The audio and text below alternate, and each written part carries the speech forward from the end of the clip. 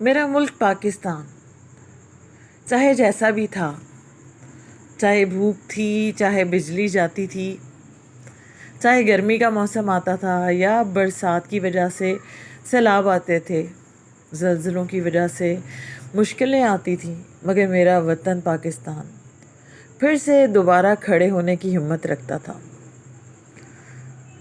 بہت سے وقت ایسے آئے جہاں پر لگا کہ بس آج ہم ختم ہو جائیں گے، آج دشمن ہمیں پچھاڑ دے گا، لیکن پھر یہ ہوتا تھا کہ تمام مسلمان، تمام پاکستانی مل جاتے تھے اور ایک آواز بن جاتے تھے۔ دنیا میں گونج تھی، جیسے شیر کسی بھی ایک کونے پہ کھڑے ہو کے دھاڑتا ہے اور پتہ چلتا ہے کہ وہ شیر ہے اور پورا جنگل کانپ اٹھتا ہے۔ بالکل اسی طرح ہمارا دشمن ڈر جایا کرتا تھا۔ لیکن آج کیا ہے؟ خود آگ جلا دی، خود گھر لوٹ لیے، اور تو اور ATM مشینز تک اٹھا کر لے کے چلے گئے، دکانوں کا ستیہ ناش، غریبوں کی بائکس کو برباد کر دیا۔ کسی کا کیا گیا؟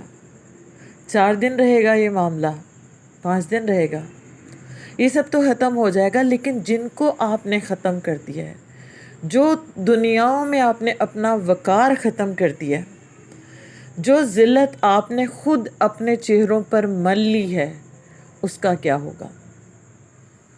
کس آزادی کی بات کر رہے ہیں آپ؟ اپنے ملک میں رہ کر آپ نے خود کو خود محکوم کر دیا ہے۔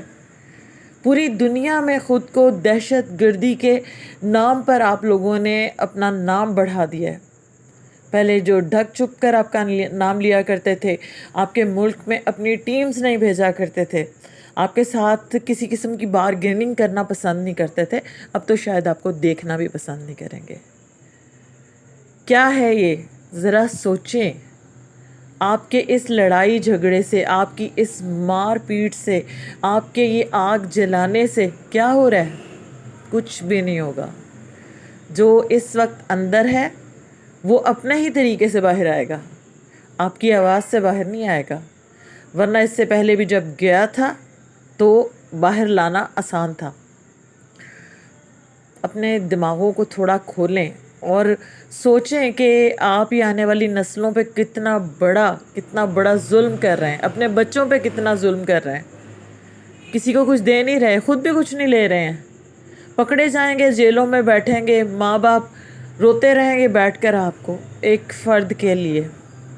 قوم کہاں گئی؟ ایک فرد آ گیا یہاں پر، قوم برباد ہو چکی ہے، فرد زندہ ہے، اور اسی فرد کو پوجے جا رہے ہیں آپ لوگ۔ ضرور پوجیں، ضرور اس کے نام کے پیچھے سب کچھ کریں، لیکن خدا کا واسطہ ہے اپنی نسلوں کا بھی سوچیں، اس ملک کا بھی سوچیں، اس کے نام کا بھی سوچیں، اور سوچیں ضرور۔